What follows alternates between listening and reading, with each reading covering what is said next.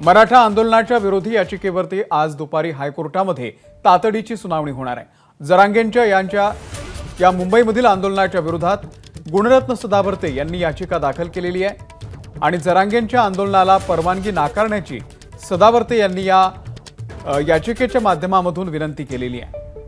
त्यामुळे यावरती आज तातडीची हायकोर्टामध्ये दुपारी सुनावणी होणार आहे।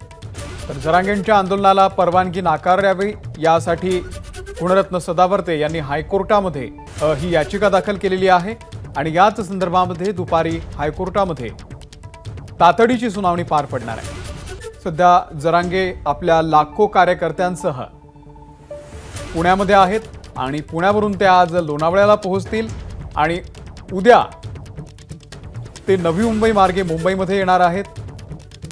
त्याआधीच ही याचिका दाखल करण्यात आलेली आहे आणि यावरती आता तातडीची सुनावणी पार पडणार आहे। त्यामुळे आज कोर्टामध्ये नेमकं काय होतं ते पाहावं लागेल।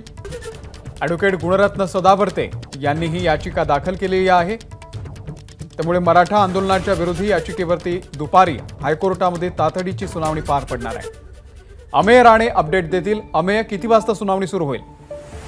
अमोल, साधारणतः दुपारी 2:30 वाजता ही सुनावणी अपेक्षित आहे। मराठा आंदोलनाच्या संदर्भात गुणरत्न सदावर्ते यांनी जी हायकोर्टात क्रिमिनल रिट याचिका दाखल केली आहे ती सकाळी न्यायमूर्ती अजय गडकरी यांच्या अध्यक्षतेखालील खंडपीठापुढे सादर करण्यात आली आणि याला तारीख देण्याचा प्रयत्न झाला, परंतु सदावर्ते यांनी आजच्या आज यावर सुनावणी घेण्याची मागणी कोर्टाकडे केली आणि ती कोर्टाने स्वीकारली आहे। कारण की मनोज जरांगे जे आहेत तो मराठा मोर्चासह अगदी मुंबईच्या जवळ येऊन पोहोचलेले आहेत। 26 तारखेला ते मुंबईत दाखल होतील अशी माहिती आणि त्याच पार्श्वभूमीवर ही जर याचिका आहे तर त्यावर तातडीनं सुनावणी आवश्यक आहे ही त्यांची विनंती मान्य करून आज दुपारी 2:30 वाजता न्यायमूर्ती अजय गडकरी यांच्या खंडपीठापुढे या सुनावणीवर तातडीची या याचिकेवरती सुनावणी होणं अपेक्षित आहे। त्यात हायकोर्ट आता राज्य सरकारला काही निर्देश देतं का किंवा काही सूचना करतं का हे दुपारी 2:30 नंतर स्पष्ट होईल। परंतु डॉक्टर गुणरत्न सदावर्ते यांनी जी याचिका दाखल केली आहे मनोज जरांगे आणि त्यांच्या प्रस्तावित आंदोलनाविरोधात तसेच जरांगे आणि त्यांच्या समर्थकांवर हत्येचा गुन्हा देखील दाखल करण्याची मागणी एका प्रकरणात